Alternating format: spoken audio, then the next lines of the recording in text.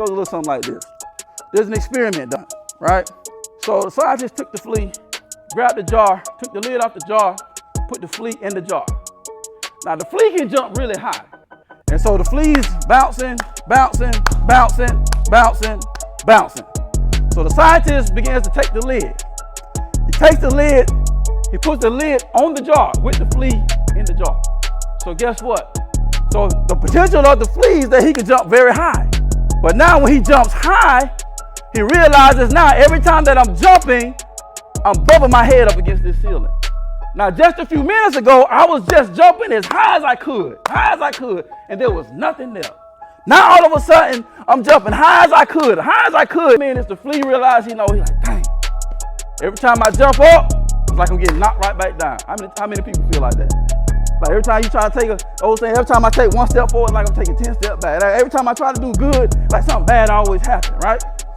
That's what's going on in his flea mind. Like, hey man, I know I can jump high. It's in me. I done did it before, but now, boom! Every time I jump up, I'm hitting my head on something. And so guess what? Sooner or later, the flea stopped jumping. And so this is what the scientist did. He took the lid off the jar. So now this flea that had all this spunk, that had all this potential, doesn't even realize that he's been set free. And guess what? He never jumps out of the jar. And he dies right there in the jar. What is the moral of that story is? Do not be conditioned by your environment, but let your environment be conditioned by the potential that you have on the inside of you.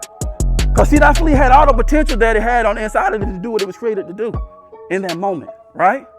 And then it felt some adversity, and because the adversity kept coming at him, the flea just gave up. So what happens when we give up is we die in our potential. And what we don't want to do is die in our potential. And that's what those that have went before us have done. They didn't die. They passed the mantle. They passed the baton on to you. What are you going to do with it? What is on the inside of you that you're allowing to lie dormant because adversity keeps hitting you? Every time you try to jump high, there's something in your life that's knocking you back down.